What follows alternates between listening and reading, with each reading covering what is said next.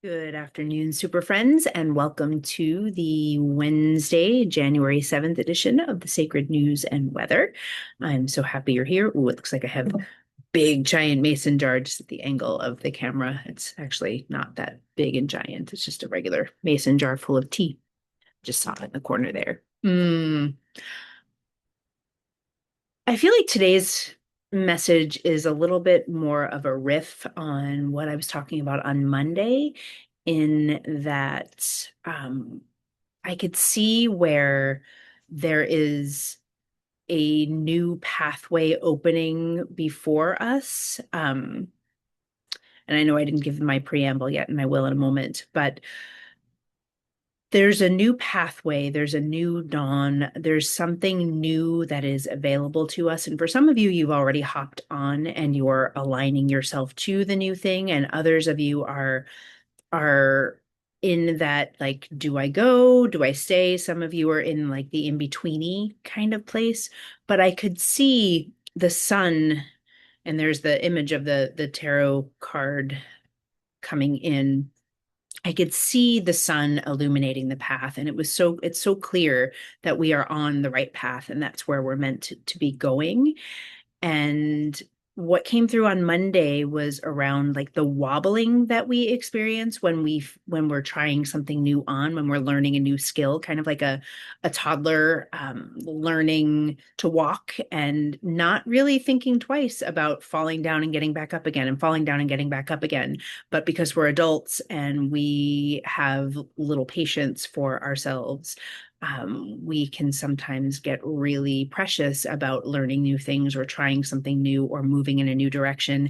And we won't go unless we know that we can absolutely nail it on the first try. And so we hold back. And sometimes we stay all the way back instead of going toward the very thing that our soul is calling us toward. And that's where we're going today a little bit. I'm going to give you my preamble, which is, as with all of my messages, take what resonates, leave the rest behind. Not everything will be for everyone. I am not for everyone. So if I'm not for you, please feel free to move along. And if I am, I'm so happy that you are here. These messages are timeless. So whether you are receiving it in real time on January 7th, 2026, or at a much later time, know that if you're tuning in, there likely will be something, at least a very little something, maybe a big something here for you. And without any further ado, but I am going to shift in my chair. I like to be cross-legged, and I was not cross-legged in the way that I like to be. I'm going to shift, and we're going to get going. So there is the image of the road, the path, and for what it's worth, the way I'm seeing it is it's like up a hill. It's like as if you are getting on a trail to hike a trail, and you can see the trail that's in front of you, but then you can see the switchbacks and things above you. And we are heading above. We are heading to a new timeline. We are heading to a new and brighter, big, beautiful illumination by the sun place. But what I'm seeing over here is an image of the Two of Wands, which is often a crossroads. It's that choice between what you know and what you don't know.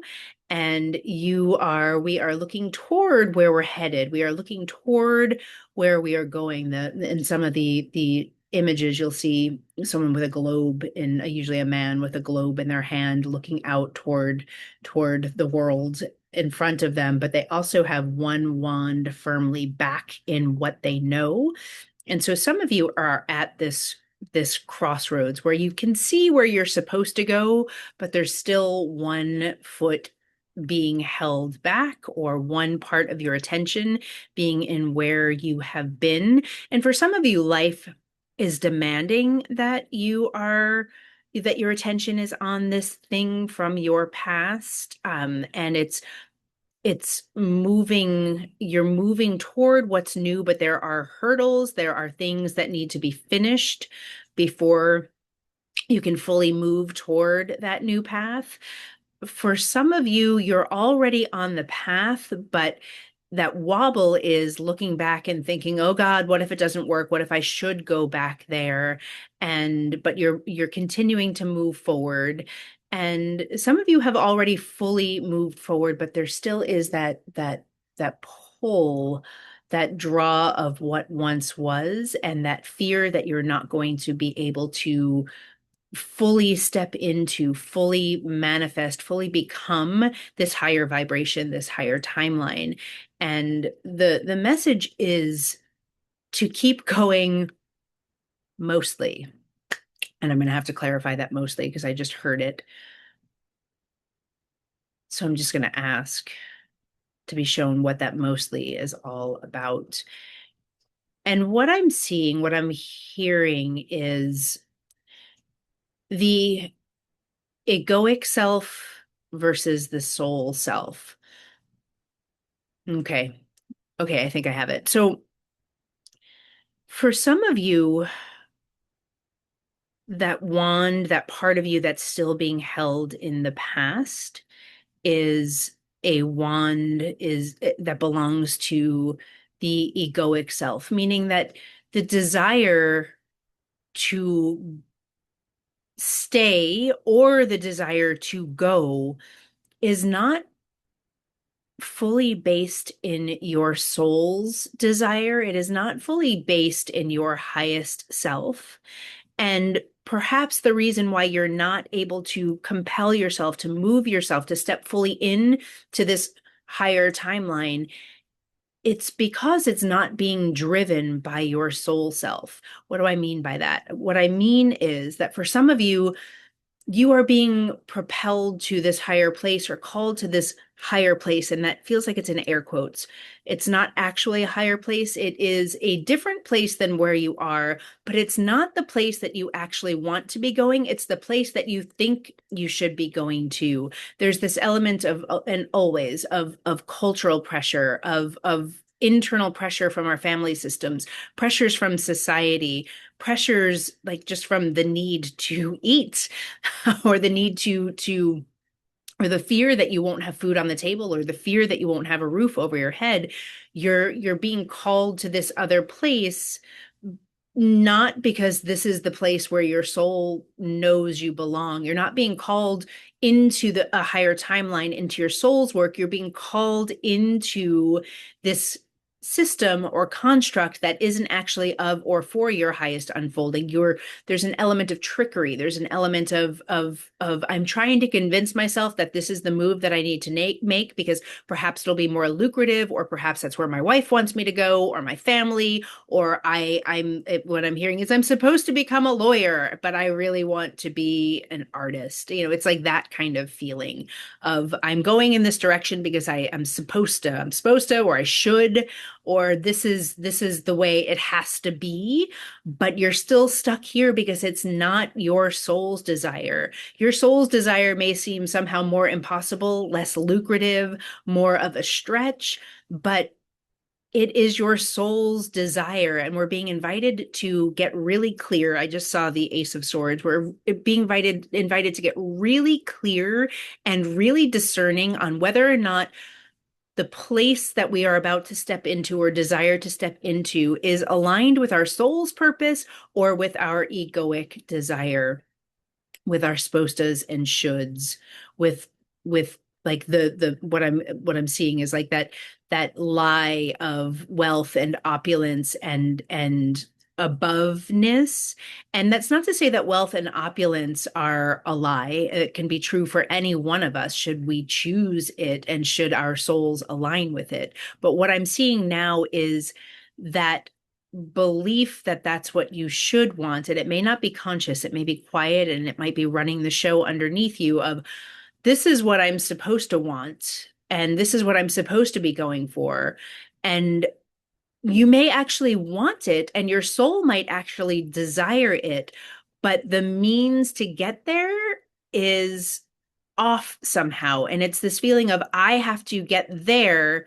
It's that scarcity mindset. It's that like the only way I can get there is if someone else is being left out. If I have to like stab and climb and crawl my way to power rather than allowing my alignment and my soul's purpose and love to take me to that place of wealth and opulence. So I'm not calling wealth bad or wrong by any stretch of the imagination, but if you are being called to that, if you're being called to, if you believe you're being called to wealth and opulence by dedicating yourself, by moving toward commitment to a system that is not actually in line with your soul self, you're not going to achieve the wealth and opulence, first and foremost.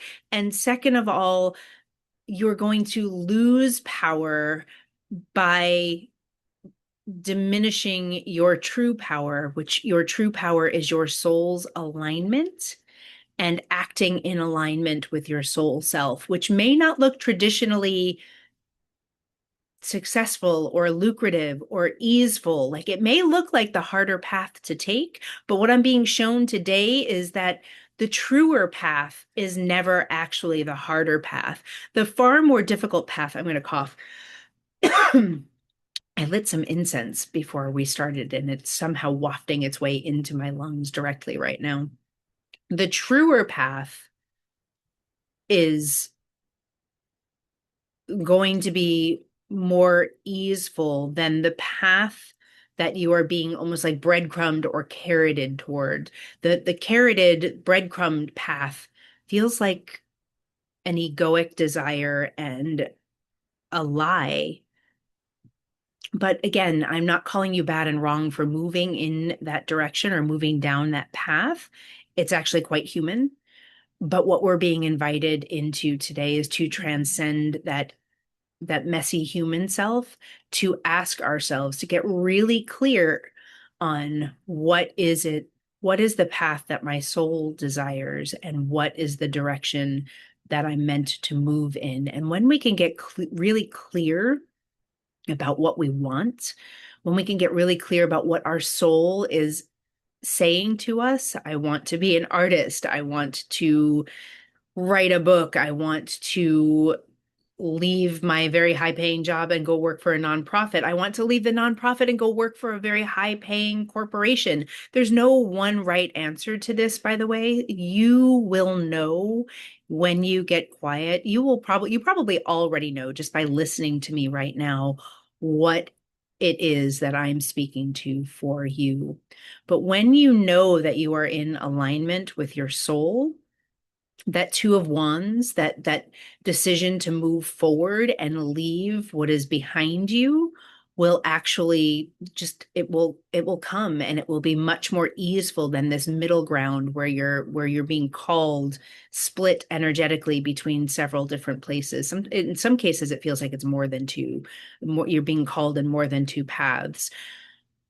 The same is true if you feel like you are stuck in a past timeline where things are spinning here and you want to be moving forward, but there's this whole circus is what I saw. There's also like I'm seeing a big old tumbleweed, like this whole tangle of stuff that you are trying to extricate yourself from, and it feels like it's really difficult for you to extricate yourself from it now. It's like I can hear like I'm too tied up, I'm too busy, there's too much here for me to walk away from or for me to leave behind. And I'm not suggesting you walk away from any of your like soul duties or responsibilities. That's not what's happening here. But what I'm seeing is if you can choose, if you can know, this is where I really want to head. I want to head in this direction of my soul's purpose, of my soul's alignment, of an aligned relationship, of an aligned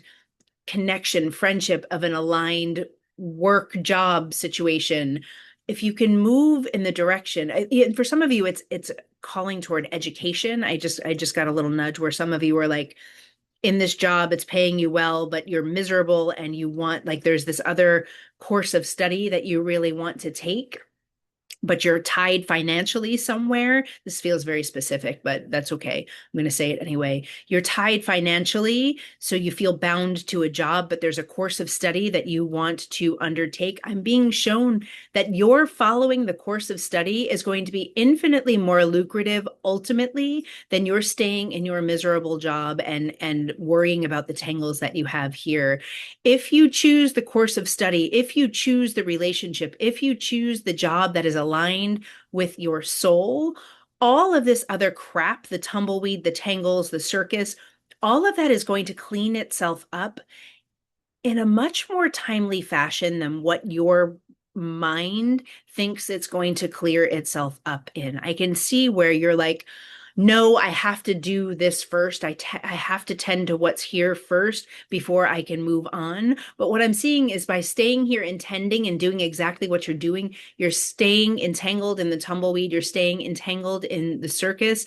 Whereas if you make the choice that pulls you from the circus, from the tumbleweed, even in a small way, just that pull, it's like unraveling the tumbleweed. Just like the step away will begin to dissolve the tumbleweed, almost like it's going to be unraveled for you.